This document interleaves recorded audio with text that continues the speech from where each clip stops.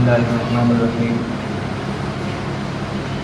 अल्हम्दुलिल्लाहि वकफ़ा व सलामुन अला इबादिहिल्लज़ीना अस्फ़फ़ा अम्मा बाद फ़अऊज़ु बिल्लाहि मिनश शैतानिर रजीम बिस्मिल्लाहिर्रहमानिर्रहीम फ़ला तक़ुल लहुमा उफ़्फ़िन व ला तनहरहुमा व क़ुल लहुमा क़ौलन करीमा व क़ाला अन्नबी सल्लल्लाहु अलैहि वसल्लम अल जन्नतु तहता अक़दामिल उम्महात सदक़ल्लाहु व रसूलुहुन नबीयुल करीम। खिदमत मादर व पिदर कुन सुबह शाम, खिदमत मादर व पिदर कुन सुबह शाम, ताकि बाशी दर्द आलम ने एक नाम। हाज़रीन मोहतरम और अज़ीज़ बिरादरान इस्लाम, अभी मैंने आप हज़रात के सामने कुरान करीम की एक छोटी सी आयत और नबी पाक सल्लल्लाहु अलैहि वसल्लम की एक छोटी सी बात और एक छोटी सी हदीस आपके सामने पेश की है, जिसका ताल्लुक़ सिर्फ़ और सिर्फ वालिदैन की खिदमत और वालिदैन की हकीकत को बतलाना और वालिदैन के हुकूक़ को जतलाना कि इनकी क्या अहमियत है, वालिदैन की अहमियत को बतलाना असल मकसद है। बस मैं भी कुरान की एक छोटी सी आयत और हदीस मुबारका की रोशनी में वालिदैन की अहमियत को बतलाने की कोशिश करूँगा। दुआ कीजिए कि अल्लाह पाक मुझको हदीस और कुरान की रोशनी में सच्ची बात कहने की और हम सबको उस पर अमल करने की तौफीक अता फरमाए। हाज़रीन मोहतरम, अल्लाह तबारक व तआला ने कुरान करीम के अंदर इरशाद फरमाया फ़ला तक़ुल लहुमा उफ़्फ़िन व ला तनहरहुमा, उफ़, कि अपने वालिदैन को उफ़ तक भी मत कहो। इसकी तशरीह दो हैं उफ़ की। उफ़ का मतलब यह है, इतने कम दर्जे का यह है कि जिस तरीके से आदमी अपनी ज़ुबान से कह देता ना, इसका मतलब यह है कि वालिदैन को इतना भी कहने का हक़ नहीं है औलाद को, अपने वालिदैन को कह सके, इतना भी हक़ नहीं है। और दूसरी तफसीर इसकी ये है कि जो नाखून आगे को बढ़ जाता है और नाखून का जो मैल होता है ना, ये ज़रा सा मामूली सा मैल होता है, इतना जो मैल होता है इसके बराबर भी वालिदैन के ऊपर ज़्यादती नहीं करनी चाहिए औलाद को। इसका मतलब ये है कि अपने वालिदैन को उफ़ तक भी मत कहो। रसूल पाक सल्लल्लाहु अलैहि वसल्लम से एक सवाल किया गया, मा हक़्क़ुल वालिदैन अला वलदी, कि या रसूलल्लाह औलाद के ऊपर माँ बाप का क्या हक़ है? तो आप सल्लल्लाहु अलैहि वसल्लम ने फरमाया हुमा जन्नतुका व नारुक, वो दोनों के दोनों तेरी जन्नत और दोज़ख हैं। यानी अगर आपने अपने वालिदैन की इताअत और फर्मा बरदारी की तो जन्नत, और अगर आपने अपने वालिदैन की नाफरमानी की, उनको सताया, उन पर जुल्म किया तो जहन्नम। हदीस के अंदर आता है, अगर कोई नेक औलाद अपने माँ बाप की तरफ प्यार और मोहब्बत की नज़र से सिर्फ़ एक मरतबा देखता है, प्यार की नज़र से अपने माँ बाप की तरफ एक मरतबा देखता है, अल्लाह पाक उसको एक मरतबा देखने पर पूरे एक मकबूल हज का सवाब अता करता है। सहाबा किराम ने जब इस हदीस को सुना तो आप सल्लल्लाहु अलैहि वसल्लम से पूछा कि अल्लाह के रसूल, अगर कोई आदमी, अगर कोई औलाद अपने माँ बाप की तरफ दिन में 100 मरतबा भी देखे तो उसके लिए भी यही हुक्म है?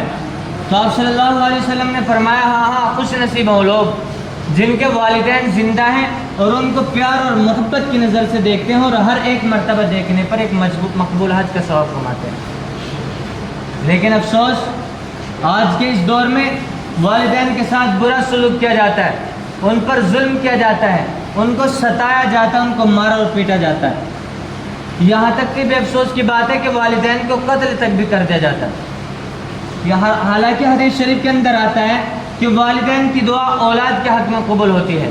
हदीस शरीफ के अंदर आता है कि वालिदैन की नाफरमानी बहुत बड़ा गुनाह है।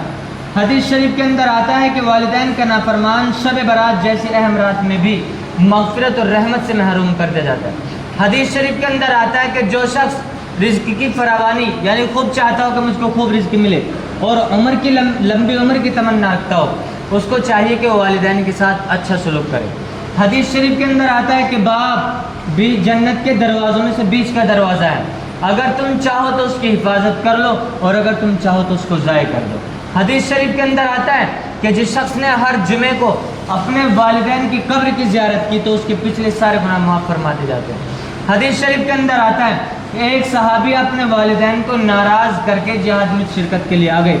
आप सल्लल्लाहु अलैहि वसल्लम को जब उसका इल्म हो गया कि सहाबी जिहाद के अंदर तो आया है लेकिन ये अपने वालिदैन को नाराज़ करके आया है, تو آپ صلی اللہ علیہ وسلم کو جب اس کا علم ہوا تو آپ نے صحابی کو بلایا اور کہا کہ جاؤ آپ یہاں سے چلے جاؤ، پہلے اپنے والدین کو خوش کرو، ان کو راضی کرو جیسا کہ آپ نے ان کو ناراض کیا، اور اس کے بعد جہاد میں آؤ، اس کے بعد آپ جہاد میں شرکت کے لیے تشریف لاؤ۔ والدین کا مقام بہت اعلیٰ اور مقام ان کا مرتبہ بلند ہے۔ حضرت مالک بن دینار ایک مرتبہ حج کرنے کے لیے گئے اور وہاں دیکھا کہ بہت بڑا مجمع ہے۔ جب اتنے مجمع کو اور اتنے کثیر تعداد میں لوگوں کو دیکھا تو انہوں نے اپنے دل میں خیال کیا کہ پتہ نہیں کتنے لوگوں کا حج قبول ہو رہا ہوگا اور کتنوں کا نہیں ہوا ہوگا۔ جب وہ اپنے بستر پر لیٹے رات میں سوئے تو ان کو اللہ تبارک و تعالیٰ نے خواب دکھلایا۔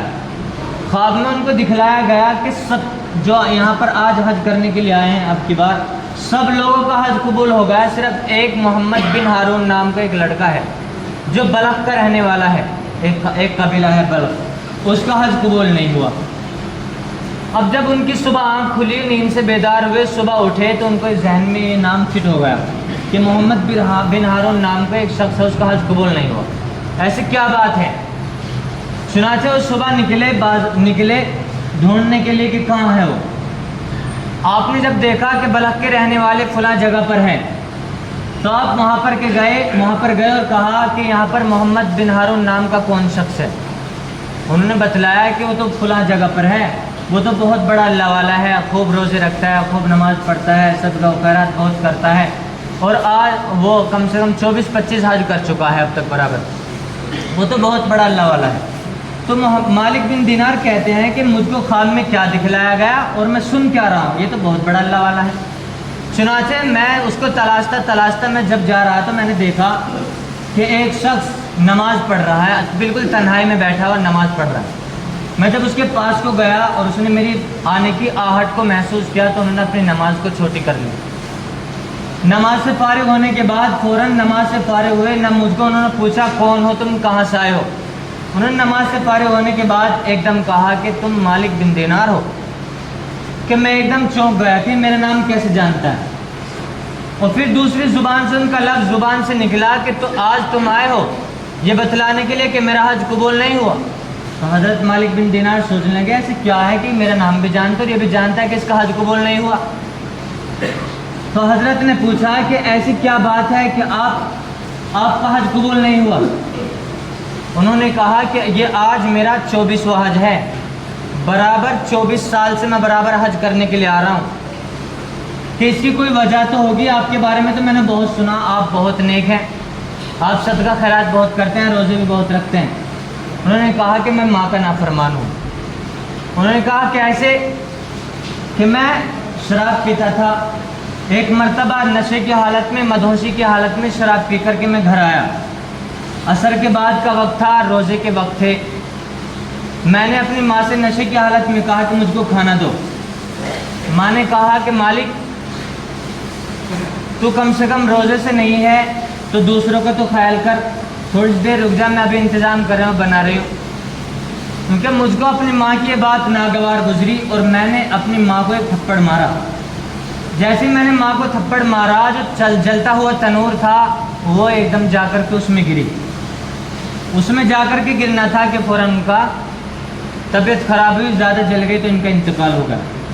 لوگوں نے زبردستی وہ نشے کی حالت میں تھا اس کو پکڑا اور اس کو کمرے میں بند کر دیا۔ پوری رات شور شغب رہا، ان کو کچھ پتہ نہ چلا مدہوشی کی حالت میں۔ جب صبح ہوئی وہ اٹھے، ان سے وہ نشے کی حالت دور ہوئی، انہوں نے دیکھا کہ میری بیوی اپنا بیگ پیک کر رہی ہے، سامان باندھ رہی ہے گھر سے جانے کے لیے۔ میں نے کہا کہ تم کہاں جا رہی ہو؟ تو ان کی زبان سے ایک دم نکلا کہ جو اپنی ماں کا نہ ہوا اپنی بیوی کا کیا ہوگا۔ اس نے کہا ایسا ہوا کیا ہے؟ اس نے اپنی ماں کو آواز دی، اس کو پتہ نہیں تھا کہ کیا بات ہے۔ انہوں نے کہا، اس کی بیوی نے کہا کہ تمہاری ماں تو رات ہی گزر گئی، رات انتقال کر گئی۔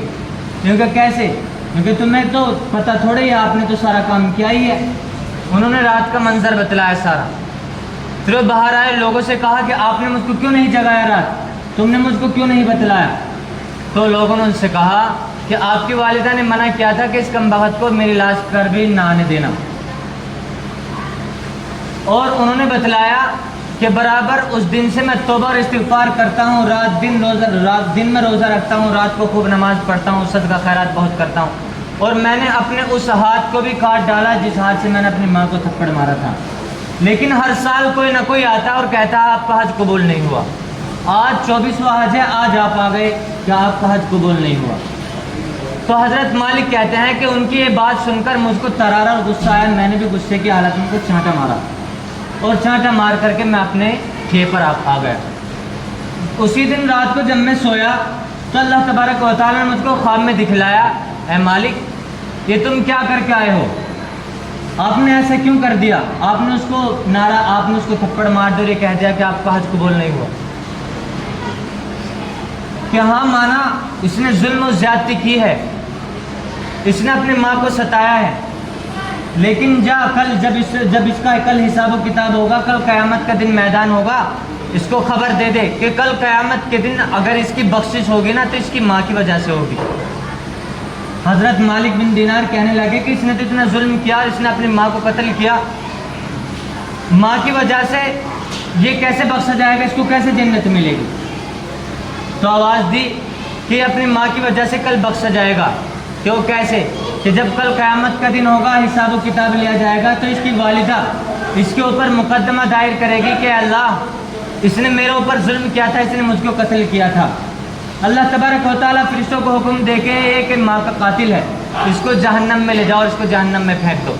چنانچہ جب اس کو فرشتے زبردستی پکڑ کر کے جہنم کی طرف لے جا رہے ہوں گے تو وہ جا رہا ہوگا جہنم کی طرف اور پیچھے کو ہٹ کر کے اپنی ماں کو دیکھے گا، پھر جائے گا، پھر پیچھے کو دیکھے گا، تیسری بار جب اپنی ماں کی طرف کوئی دیکھے گا اور کہے گا کہ ماں یہ مجھ کو زبردستی مجھ کو جہنم میں لے کر کے جا رہے ہیں، مجھ کو وہاں جہنم میں پھینکنے کے لیے جا رہے ہیں، اس وقت میں اس کی ماں کو رحم اور ترس آئے گا، اس کی ماں کی ممتا جاگے گی اور کہے گی کہ اللہ میں اس کو معاف کرتی ہوں، تو بھی اس کو معاف کر دے۔ اس کی ماں کی ممتا جوش میں آئے گی اور کہے گی اللہ اس کو معاف کر دے، تو اس کی ماں کی وجہ سے ہی کل اس کو بخشا جائے گا۔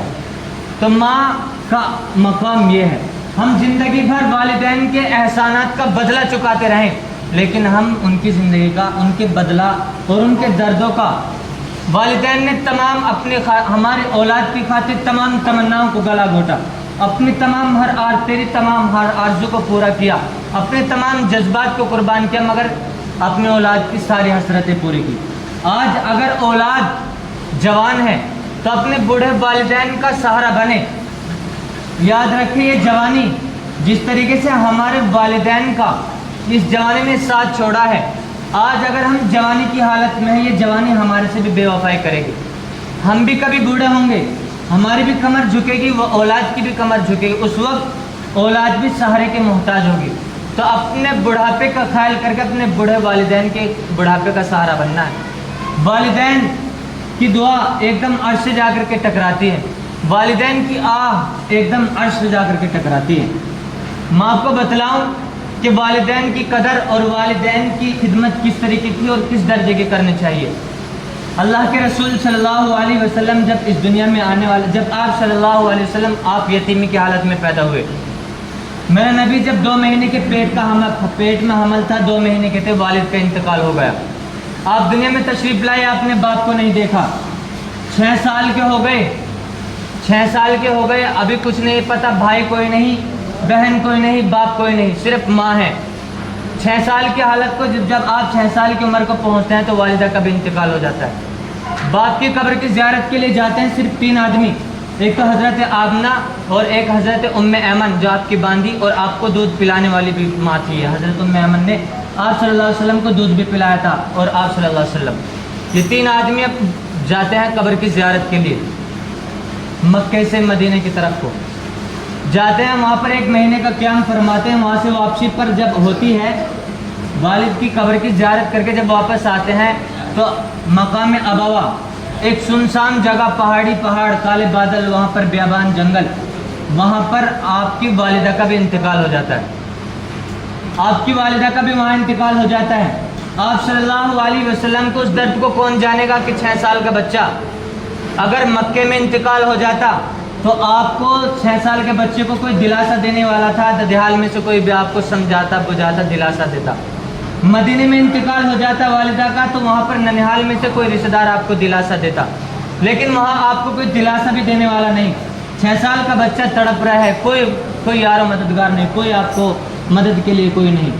आप 6 साल के बच्चे हैं, 6 साल की हालत, आपकी उम्र 6 साल है, कब्र से चिमट चिमट कर रो रहे हैं, कह रहे हैं कि माँ तुझको तो पता था मेरा कोई नहीं, मेरी माँ तू थी, मेरा भाई भी कोई नहीं, मेरा भाई भी तू है थी, मेरी बहन कोई नहीं, मेरी बहन भी तू थी, मेरा बाप भी नहीं था, मैंने बाप को भी नहीं देखा, मेरे लिए सब कुछ तू थी, आज तू ही मेरे को छोड़ करके चली गई, आज तो ही मुझको छोड़ करके चली गई। ज़बरदस्ती हज़रत उम्मे अमन ने आपको पकड़ा और ज़बरदस्ती ऊँटनी पर बिठा और आपको मक्के की तरफ लेकर आई।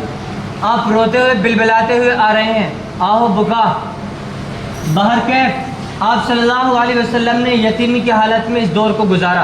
आप सल्लल्लाहु अलैहि वसल्लम की उम्र 63 साल हो गई। जब आपकी उम्र 63 साल हो गई और आप हज्जतुल वदा के मौके पर आखिरी हज के लिए आप जब तशरीफ़ ले गए, तो जब आप जा रहे थे आपके पीछे 70,000 का काफ़िला था, 70,000 का काफ़िला था। आप जब वहाँ पर पहुँचे, आपने मकाम अबवा की तरफ को अपनी ऊँटनी का रुख किया, आप मकाम अपनी वालिदा की कब्र की ज़ियारत के लिए आप वहाँ पर गए। वहाँ पर कई घंटे आपने गुजारे, रो रो कर बिलबिला करके आपने कई घंटे वहाँ पर गुजारे और कहा काश के मेरी वालिदा ज़िंदा होती, मैं उनकी खिदमत करता, काश के मेरी वालिदा ज़िंदा होती, मैं ईशा की नमाज़ पढ़ रहा होता और मेरी वालिदा कहते हैं मोहम्मद मैं नमाज को तोड़कर फ़ौरन अपनी वालिदा के पास जाता कि हाँ अम्मी जान की मैं हाजिर हूँ। तो ये वालिदैन का मकाम है, ये वालिदैन का मकाम है। हज़रत उवैस करनी को देखिए, अल्लाह तबारक व तआला ने उनको क्या नवाजा कि जब कल क़यामत के दिन जन्नत में जाएंगे उनको दरवाजे पर रोक लिया जाएगा, उनको दरवाजे पर रोक लिया जाएगा। वो सोचेंगे मुझको दरवाजे पर क्यों रोक लिया गया, तो उनको हुक्म हो गया उवैस तूने पूरी ज़िंदगी अपनी माँ की खिदमत की थी, तूने माँ की खिदमत की वजह से अल्लाह के रसूल सल्लल्लाहु अलैहि वसल्लम का दीदार भी नहीं किया था, जिसके दीदार के लिए हर कोई तरसता था। आपने पूरी ज़िंदगी अपने वालिदैन की खिदमत में गुजारी। जा ये लोग पीछे